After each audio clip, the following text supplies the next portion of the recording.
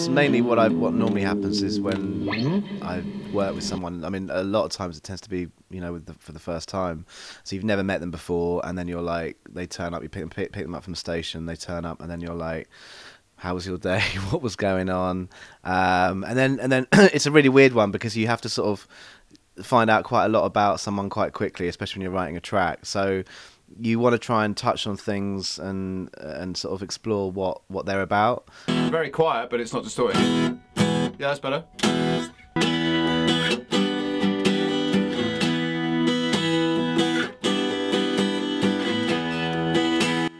With Ed Sheeran, for example, when I first met him, the first track we wrote was The City.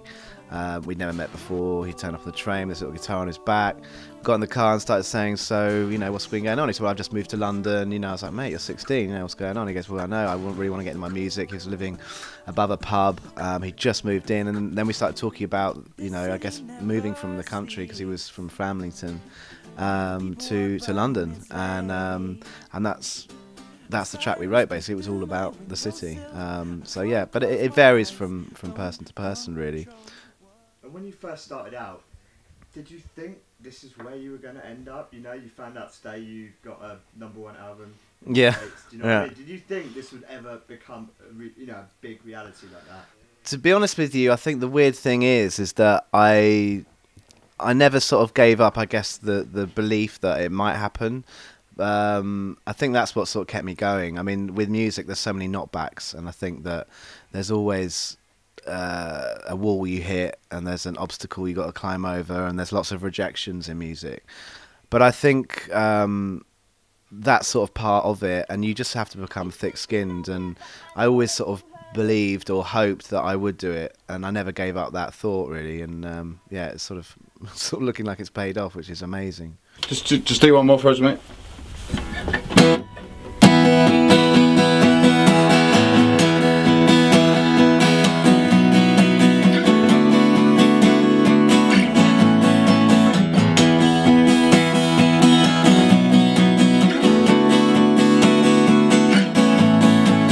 But in terms of the melody and the verses, I was thinking about maybe repeating that same type of thing. What the well, just like slight melody changes, isn't it?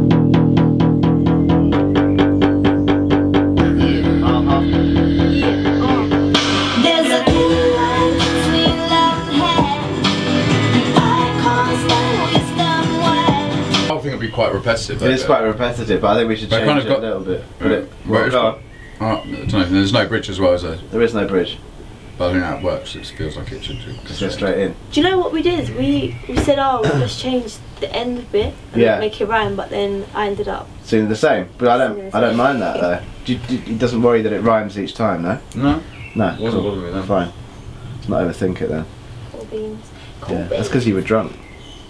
Oh yeah, I saw your tweet yesterday on the cider at lunchtime, I like that. That was really impressive. It was. Oh dear, Maurice is going to be like, you got to worry about Don't worry, about 2 hours ago we were talking about having a beer. Oh really? Yeah, we're thinking about getting drunk now. Yeah. Cool, let's do it. Cool. Yeah, you're starting from nothing. I think it's really important that you click with someone and you have fun with it, and you can probably see from today that half the time we're joking around and having a laugh. But I think that's important because within a writing environment is really about you're tapping into someone's emotions, and you're talking about half my role is being as a producer and writer is sort of to open those doors and be a bit of a psychiatrist, really. Cool beans. You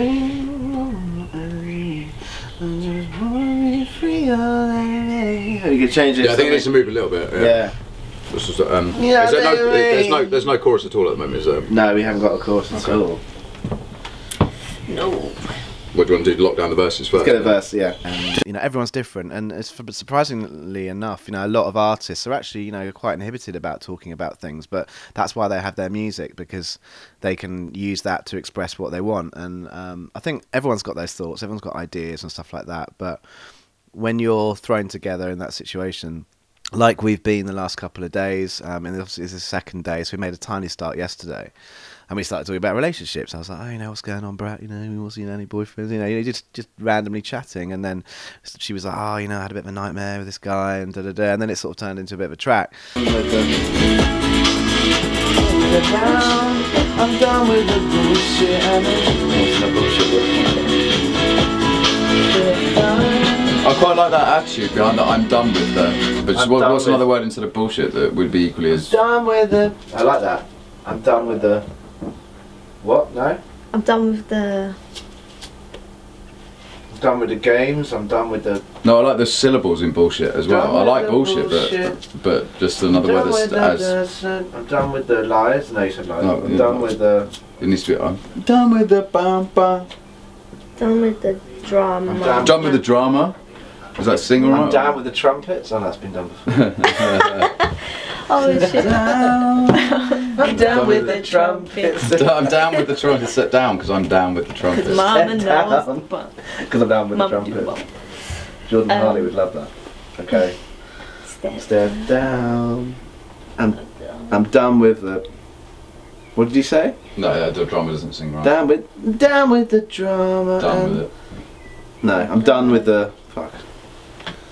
I'm done with the. I'm done with your. I'm done with. I'm done with her. No, because it makes it sound like, or maybe yeah. What? I'm a lesbian. That's what I didn't say it. I didn't say it.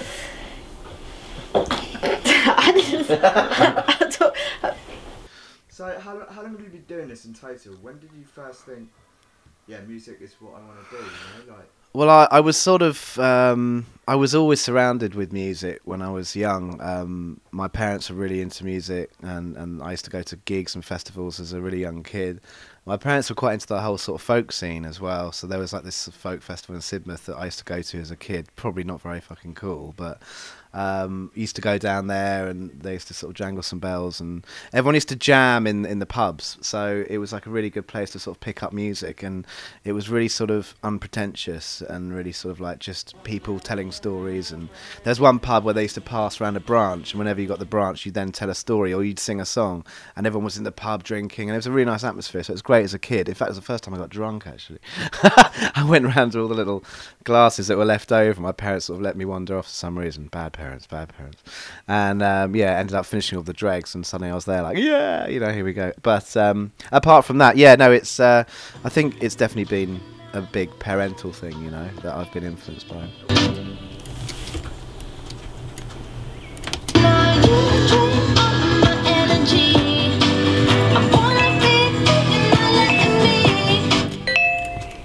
Should we just keep going for more takes? Because I think Yeah, I think it's so fucking close. Yeah. It's just getting confident behind those notes because you're not used to doing it. That's all.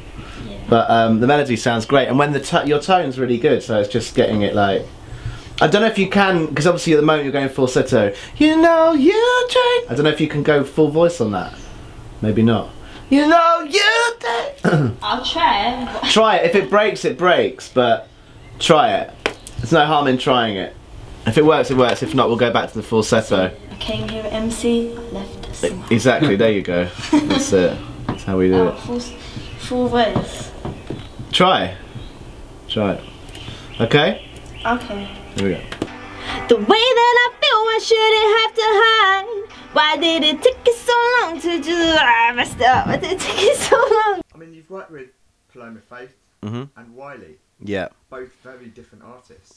You say that, but I think, to be honest with you, I think there's definitely similarities. I mean, with someone like Wiley, you know, he is a very lyrical person and he's a real character. I mean, Paloma's definitely a character too.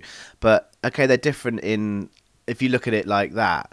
But in terms of what they're doing and how they're doing things, there's so many similarities. You know, they both work extremely hard.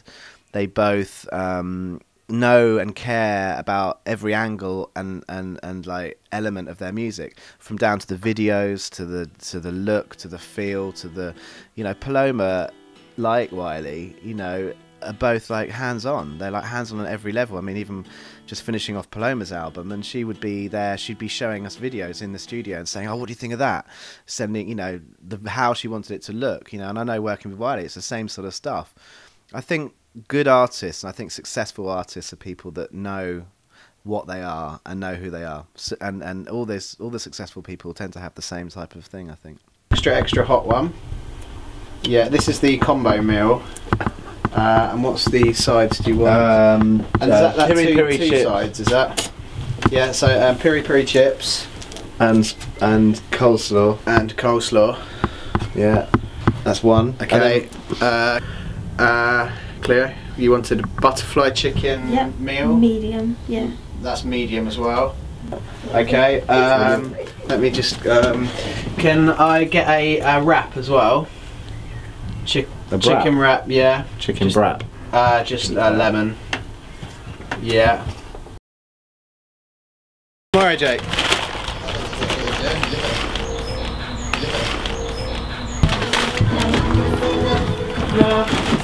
No, I can see them. Oh, no, it's just the ending, isn't it? I can see them. Right. How did it all go? What were they like when you went in there? Just gushing all over us. You do it individually.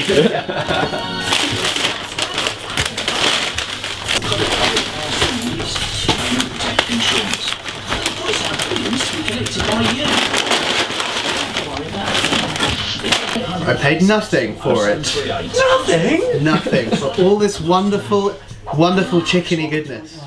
Who would you love to work with that you haven't had the opportunity to work with yet? Out of anyone you could in the world, who would you love to get in the studio and write a song from scratch?